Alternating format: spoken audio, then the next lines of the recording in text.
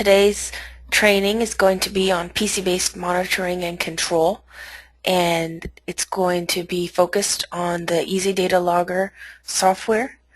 And I have Robert Morale in our technical support department who is going to be presenting, and we also have Ram Sudaraj from our technical support department. If you have any questions at any time, please type them into the chat box and we will address all of the questions at the end of the training. At the end of the training, we're also going to be having a little trivia session, and the top two winners that have the most correct answers, they'll each get a check for $25. So I'll go ahead and pass it over to Robert in our technical support department. Go ahead, Robert. Okay, thank you, Maria. Today's presentation will be on PC-based control and monitoring using Easy Data Logger. Today we will show you our Easy Data Logger software and how to configure a Modbus TCP slave module. Then we will go on to show you some of the more advanced features of Easy Data Logger.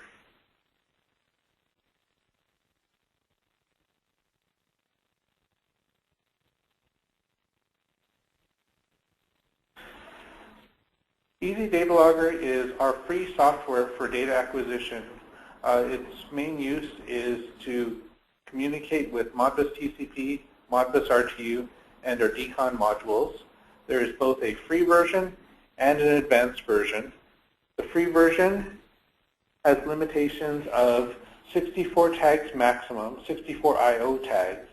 The advanced version can communicate up to 1,024 different tags, and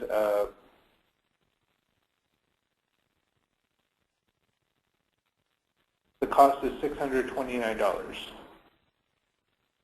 By 64 tags, those are 64 I/O tags, whether it be digital input, digital outputs, analog inputs, or analog outputs. Easy Data Logger also has the option to send emails, do control logic, show trend curves, and send emails. These are some of the features of Easy Data Logger. It supports communication to our DCON protocol modules, Modbus RTU modules, Modbus ASCII modules, and Modbus TCP modules. Easy Data Logger is free if you have at least one of our modules on the network, or you can purchase the additional or the advanced version to be able to communicate to third-party modules only. Easy Data Logger supports multiple types of communication at the same time. You can, for instance, have Modbus TCP and Modbus RTU modules connected at the same time. With the control logic, you can create control for your process by creating VB scripts. It supports sending SMS and email alarms. You can create multiple work groups to have multiple sets of data. For instance, if you had multiple machines and wanted to communicate or create reports for each individual machine separately. There's an IP camera viewer where you can show the process using an IP camera. And it supports both SQL and its own internal database. You can create reports, and you can export the data using Excel or CSV format. Today's presentation, we will show you how to configure one of our PET data acquisition modules. This module is a Modbus TCP slave module. It is one of many different models with different I/O configurations. We also sell and support Modbus RTU and DCON protocol modules. This particular module has 6 analog input channels, 2 analog output channels, 2 digital input channels, and 2 digital output channels. I have one connected right now. I'm going to show you how to configure the module.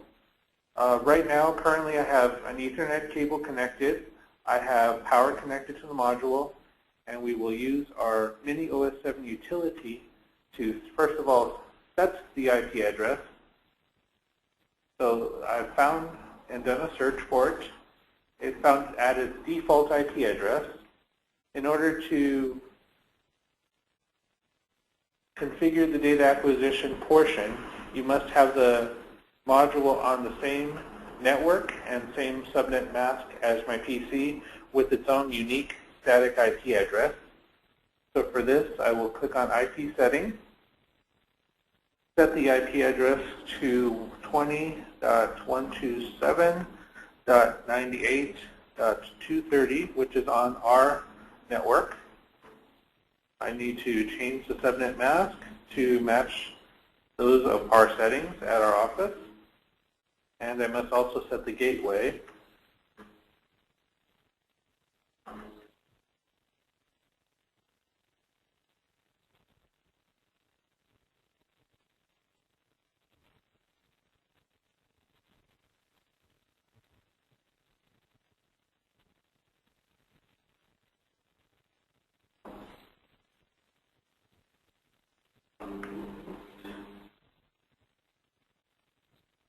And then I click the word set. And I want to do an extra scan to make sure everything's set properly. From here, we can use our web browser feature to configure the module by typing the IP address into the web browser, 230, and it will bring up the login information. The ET module and PET modules have security built in, so you can create your own username and password. Let's see, we have a default password of admin and admin with a capital A for both.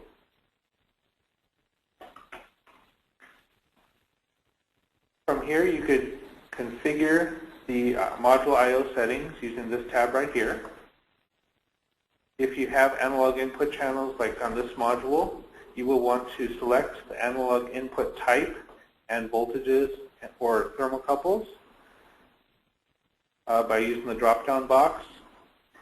If you have analog inputs or outputs, you want to make sure that your data format is set for engineering to communicate with Easy Data Logger. So for this example, I won't configure the analog input channels, but this is where you configure it. For the ET modules, there's also the ability to use the web HMI to verify your channels are configured properly and reading properly. Using the web HMI, you can view the analog inputs, analog outputs, digital inputs, and digital output channels if there are those channels in that specific module. You can also view and modify your network settings if you choose to at this point. Previously, I had configured using our Mini OS7 utility. If you wanted to just configure the module without using our Mini OS7 utility, you could change your IP address, gateway, and subnet mask to match those of our default, and then configure using the web browser as well in the screen right here. See, from here, we want to show you how to view the data over here in the web HMI. Using the web HMI, you can control and modify the values of the digital outputs and the analog outputs. And you want to make sure that Flash is installed and updated so that you can view the changing values of the analog inputs and analog outputs. If you do not have Flash installed, you will just see a bunch of zeros in the screen. And you will know that you have to install Flash.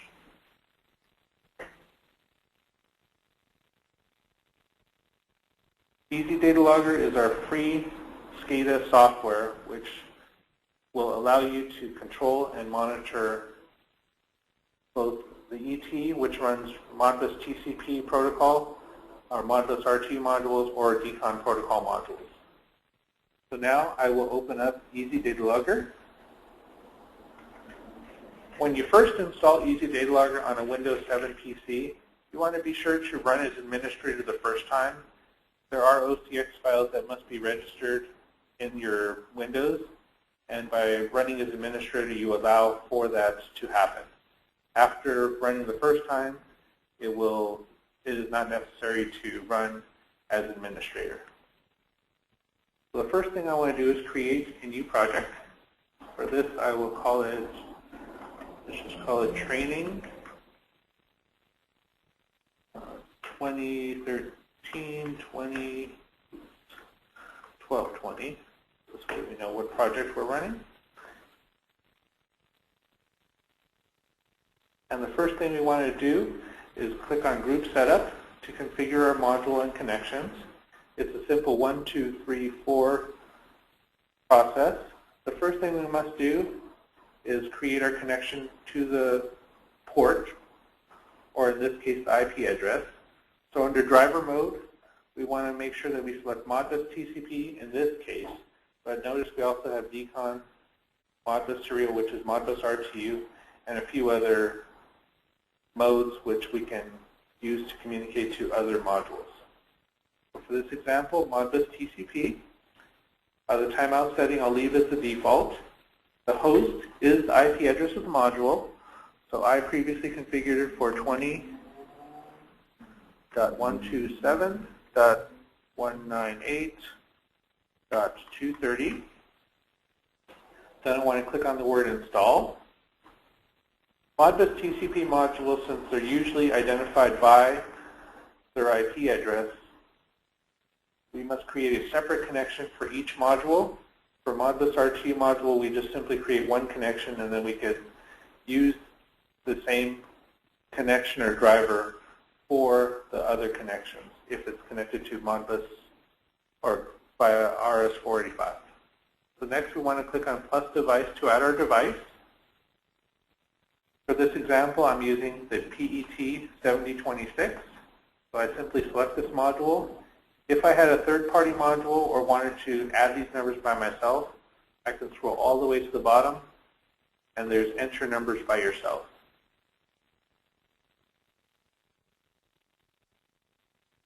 I want to go back to PET 7026. The benefit of using the drop-down box is that it allows you to, or it allows you not to have to know each type of channel. If, for instance, you wanted to cut down the number of tags that you're using for this module, for instance, if you're not using the analog outputs, you can just simply uncheck the box and it will not show up in your tag list. So you will therefore not reach the 64 tag limit so fast if you're not using these channels. For this example, I'll re-enable this. And for each analog input and analog output, you do have the option to choose your number format or data format. By using the drop-down box, it auto-populates, so we do not need to set that. So once we configure this, we click Add, and then we will close out of this window. If we wanted to implement scaling of any type, we just simply select each channel by double-clicking on it from the AI list, and we can configure our scaling right here using the AI value and display value. And then click Calculate, and it will auto-adjust the gain and offset. If you know those figures ahead of time, you can just simply type those in for each channel. You also have the option to choose how the number is displayed, or you can create an angular gauge by selecting from this drop-down box right here. For this example, I like to use a text box, so I will choose text box. Then once you make the changes, you click on the word modify, and it will put into effect the changes that you made. You have the ability to create multiple work groups. That is done here. For this example, it automatically created 3 different work groups. Since I'm only going to be using one, I will delete the other 2 by simply clicking on it and deleting. See, it separates the AI list from the AO channels, the DI list, and the DO list as well. So I simply highlight the channels I want to select or log and click on the word Add. It will appear over here. If, for instance, you want to delete one of the channels, you simply click on it, then right-click and click delete, it will remove it from that specific work group. You have the ability to use virtual channels for doing calculations, additions, and mathematical functions. You can use control logic to create some logic to turn on alarms, to send out emails, and to do various other features. It is VB script that you simply enter in this box, and then you click active, and then you click save, and it will implement. For this example, I will now log a few channels and just show you how to do it. You can select each channel individually or as a group like I just did. Just click on it and click add. And then from here you click on home. Then the next thing you'd want to do would be adjust your system configuration. The sampling time by default is 1 sample per second per channel. That is the fastest that can be done in date and time format. In numeric format, you can do up to 10 times per second. You can select your log file location at the bottom where your database is, and you can also create SQL connections. We have documentation showing the step-by-step procedure for creating the SQL connection as well. That's from our website. So once you create or modify your system configuration, you simply click Save to put those into effect, and then you exit, and then we can click our Start button. These little boxes up here will show you connection. This rightmost box shows the PET 7026. When it turns green, that's a good thing. That means that your device is configured properly and reading properly. From here, we can click on the trend and view the trend curve. And then we could also click on the layout view, and we can see our channels. Note that I created the label widgets or label boxes, and these were probably pre-selected from in the original configuration, but you can change those as well. If we click home and we stop this,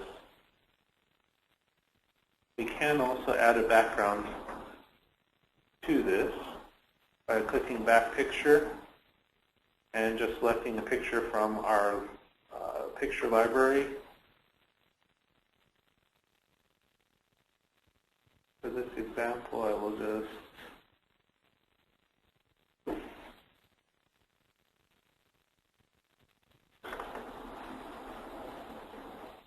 pick a desert, and you will have a nice background. You can also rearrange these so that they are in different locations if you want. For instance, if you had a picture of your machine, you can put these in the appropriate location next to the location of the actual switch or gauge to make your screen more appealing. So from here, we will just save by closing. Oops, sorry, if we want to rearrange our home button as well, we can put that over here. So here, disable the picture as well, if we so desire. From here, we can go back to our Easy Data Logger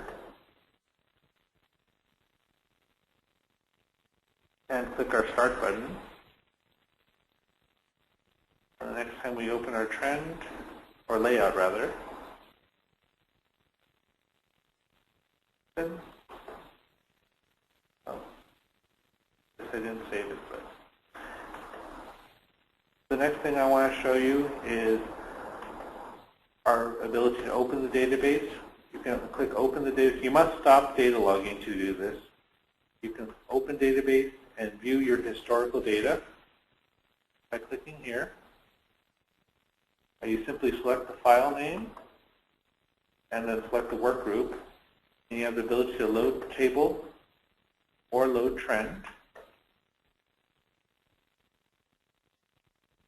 And you can export using this button in either Excel or as a text file or CSV format. You can print if you have a printer connected.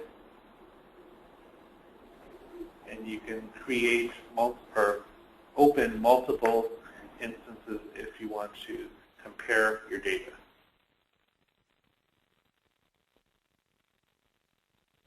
Okay, and once you're done, you just simply click on Project, and you can save Project As. You can also view your data error messages. This box right here will tell you if anything is wrong. For instance, if there's no connection to the device, you lose connectivity, this is the box that will show you any errors that occur. Okay, Maria, that's all I have. Does anyone have any questions? Yeah, this time if you have any questions, please type them into the chat box, and then we will answer any questions.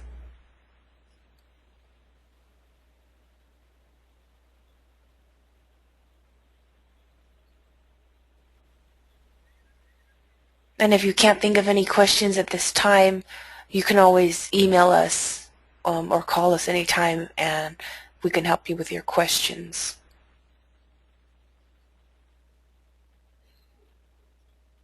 And so if nobody has any questions, then we'll go ahead and start the trivia contest.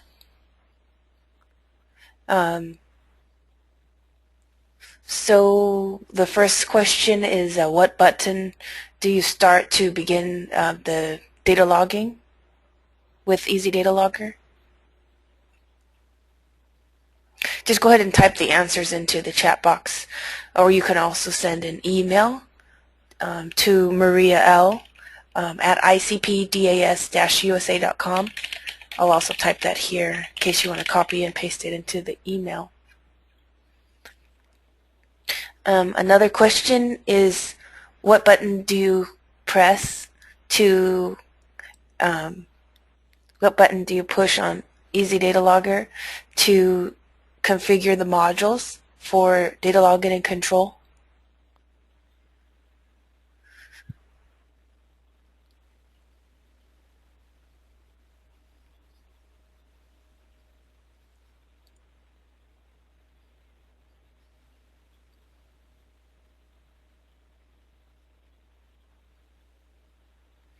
And then what are the 3 different kinds of ways that you can do control and monitoring with Easy Data Logger?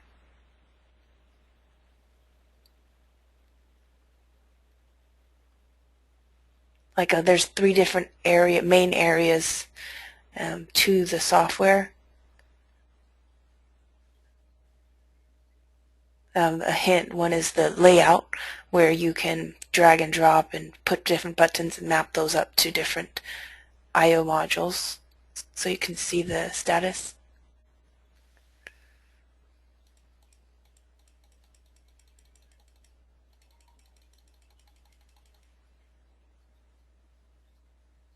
Do you have any want to add any trivia questions, Robert? Let's see, sure. Name 3 types of protocols that Easy Data Logger can communicate with. 3? 3. There are more, but I've mainly talked about 3 basic ones. Okay. 2 of which should be very easy. The third one starts with a D. Great.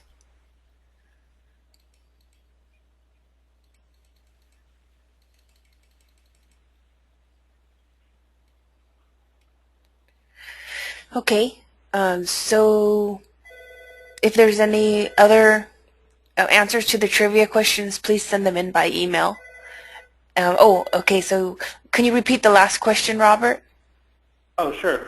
Name 3 protocols that Easy Data Logger works with.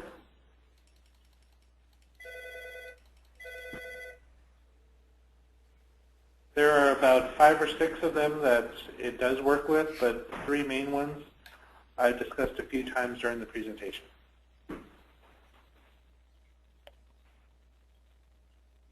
And then I'll also repeat the first couple questions where, the first question, what button do you push to start the data logging with Easy Data Logger? The second one was, what button do you push to configure the modules to work with Easy Data Logger?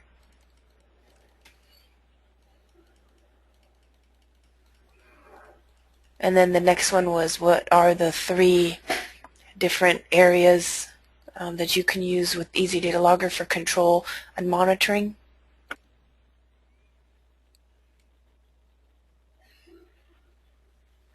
Okay, so I do see your answers here in the chat box question area, and I'll also be able to see them if you sent them in by email. And we'll be getting back to the winners. And thank you so much for coming to our webinar training on PC-based control and monitoring. And hopefully we can help you in the future. You're welcome. Thank you.